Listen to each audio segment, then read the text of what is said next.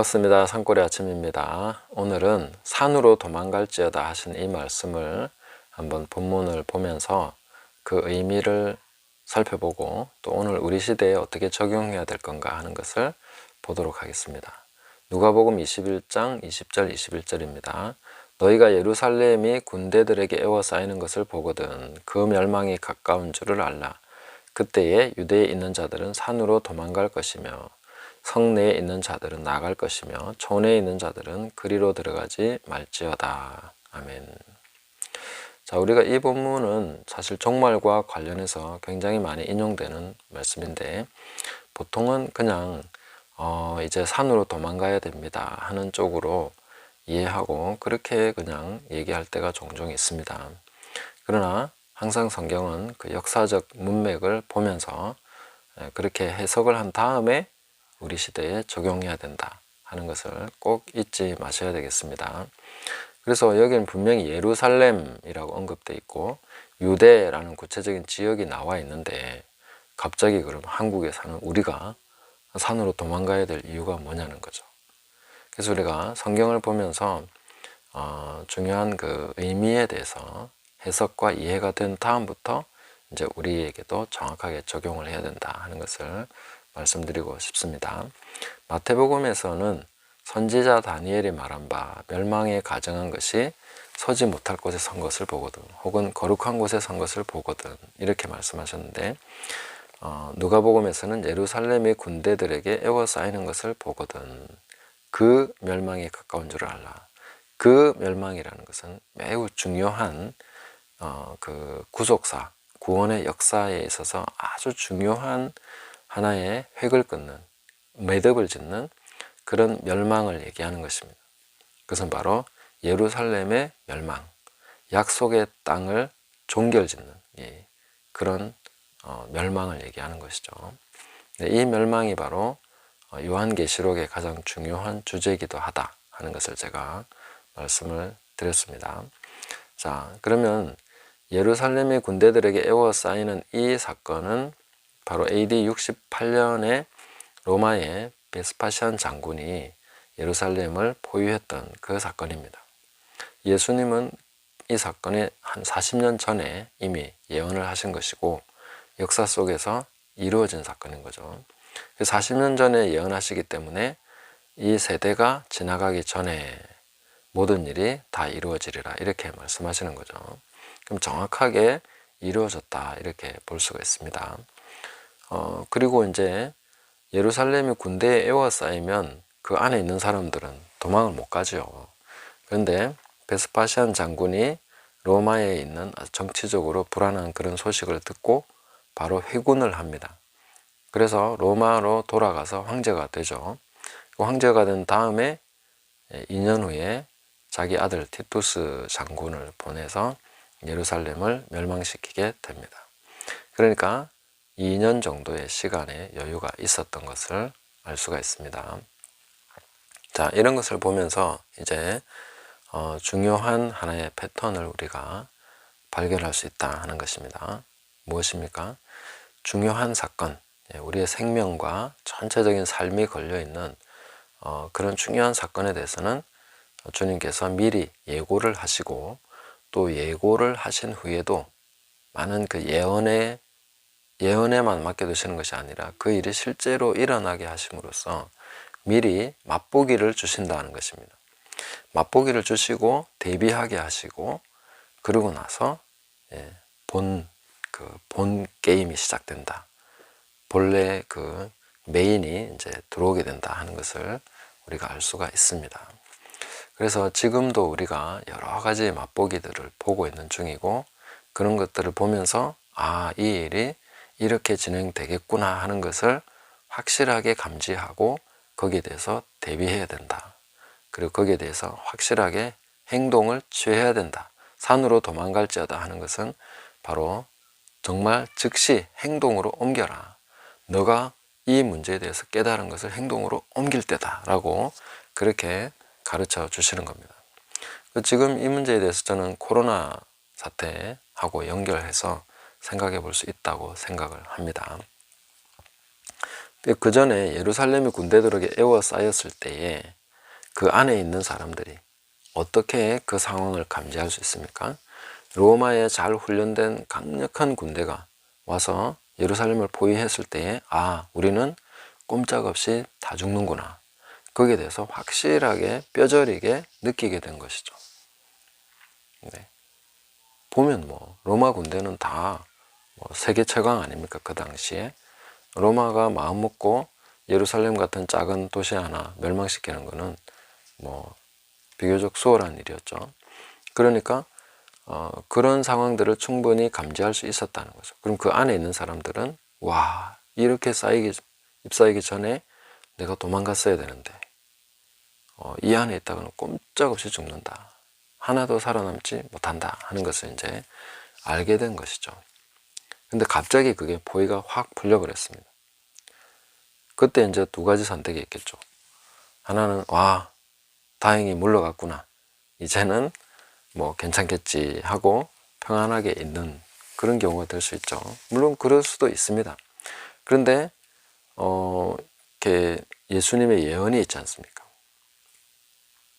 이 예언에 대해서 알고 있는 사람들이라면 바로 이 사건이구나 하는 것을 알고 이제 산으로 갈 때구나 하고 준비해서 산으로 피신을 하게 되는 거죠. 여기서 산이라는 것이 꼭 우리에게 적용할 때는 꼭 산이라고 할 수는 없겠죠. 그러나 그 당시에는 그 유대를 벗어나서 광야, 산으로 가서 그렇게 이제 피신을 하게 되고 준비를 하게 되는 것이죠. 예루살렘이 다시 포위되는 그런 사건에 대한 준비를 하게 되는 것입니다. 그래서 어떤 기록에 의하면 그 당시에 크리스천들은 거의 죽은 사람이 없다. 왜냐하면 예수님 말씀대로 다 피신을 했기 때문에 이렇게 이제 되어 있는 부분이 있습니다. 그래서 오늘날 우리가 코로나 사태를 경험하면서 이런 식으로 쪼여오고 이런 식으로 뭔가 일이 진행될 수 있구나 하는 것을 확실하게 경험했다면 이제는 명확하게 행동으로 옮겨야 될 때다. 그걸 이제 우리가 봐야 된다는 거죠. 이미 저는 예고를 받았다 이렇게 생각을 합니다. 그래서 이 일이 끝나게 될지라도 이제 끝나게 되겠죠. 저는 끝날 거라고 봅니다. 그런데 예전으로 다시 돌아가지 말고 진짜 이제 산으로 도망갈 때다. 뭔가 행동으로 옮겨서 이 일에 대해서 우리가 깨달은 것을 확실한 대비를 해야 될 때가 됐다 하는 것을 얘기해 주고 있는 것입니다. 우리 삶의 전체를 다 바꿔야 되는 거예요. 산으로 도망간다는 것은 기존의 모든 그 도시 안에서의 내가 잘 짜여진 그런 생활 속에서의 그 안락함과 안정감을 주는 것을 버리고 이제 완전히 새로운 몸, 광야로 들어가서 완전히 새로운 그 어떤 삶을 개척을 하고 이런 상황에 대비를 하고 살아야 된다. 그것을 우리가 적용할 수 있겠다 하는 것입니다. 그래서 이전으로 돌아가고 싶어 하는 그런 간절한 마음이 있죠. 예전이 참 좋았습니다. 우리가 자유롭게 다닐 수 있고 마음대로 먹을 수 있고 어디든 가서 내가 원하는 것을 할 수 있었던, 물론 돈이 있으면 그렇게 할 수 있었던 시간들이 참 좋았다. 빨리 그날이 왔으면 이렇게 생각하고 계시다면 그거는 이 말씀을 적용하지 않는 것이 되겠죠. 이 말씀을 적용한다면 어떻게 됩니까? 이런 일을 통해서 무슨 일이 벌어질 수 있는지를 우리는 본다는 거죠. 이런 식으로 통제도 가능하고 어쩌면 이렇게 외부의 어떤 그 공급망이 끊어짐으로써 여기서 꼼짝없이 갇히게 되는 그런 상황, 어떻게 살아남을 수 있겠는가 하는 것이 걱정되는, 그래서 이렇게 되면 이게 과연 내가 여기서 살아남을 수 있겠나 하는 것을 이제 확인을 했다는 거죠. 일시적이지만 그리고 명확하게 그 상상으로 그려볼 수 있는 그런 구체적인 상황이 왔었다 하는 거죠. 지금 그 상황이지 않습니까? 그런 것이 이제 조금씩 풀리기도 하고 약간씩 이제 맛보기로만 이렇게 봤는데 이거는 현실이 될 가능성이 많다. 그리고 크리스천들에게, 특히 믿는 자들에게 과감한 탈피, 과감한 어떤 도약, 어떤 거기로부터 나와라 하는 이런 명확한 메시지를 주시고 있는 것이다. 그럼 오늘날 우리에게 산이라는 것은 매우 불편하고 새로운 지역, 내가 이전에 살아보지 않았던 어떤 삶의 패턴, 이런 것들을 이제 향해서 나가야 된다. 지금의 의존적인 이런 삶을 버리고 이제 자립적인 그런 삶으로 나가야 된다 하는 것을 말씀해 주고 있는 것입니다. 그래서 마트 없으면 죽는 것 같은, 마트에 물건 없으면 굶어 죽어, 이렇게 살면 안 된다는 거죠. 이제는 그런 삶이 아니라 하나님 앞에서 우리가 경건한 삶을 추구하면서 그렇게 자립하고 자급하는 그런 삶을 살아갈 수 있도록 준비해야 된다 하는 것이고, 교회도 역시 지금과 같은 패턴으로 계속 다시 돌아간다면, 이전과 같이 돌아간다면 얼마나 이게 통제와 간섭에 취약한가, 이런 식으로 교회가 취약했던 적이 없다는 거죠. 그래서 이런 것을 이제 청산하고 완전히 새로운 영역으로, 산으로 도망치듯이 나와야 된다 하는 것을 말씀해 주고 있는 것입니다. 그것이 뭡니까? 라고 질문하신다면은 뭐 제가 늘 얘기해 온 겁니다. 그래서 그런 생태마을, 또 혹은 자급자족하는 삶, 또 교회는 지하교회, 에클레시아, 이렇게 이제 우리가 들어가 주는 것이 옳은 것이다 하는 것을 말씀드리고 싶은 것입니다. 그래서 뭐 제가 억지처럼 말씀드리는 것이 아니라 이러한 패턴을 분명하게 분석을 하고 이해를 한 다음에 오늘날 우리 시대에 이런 여기서부터 통찰을 얻어서 인사이트를 받아서 적용하는 그런 것이 필요하다는 것입니다.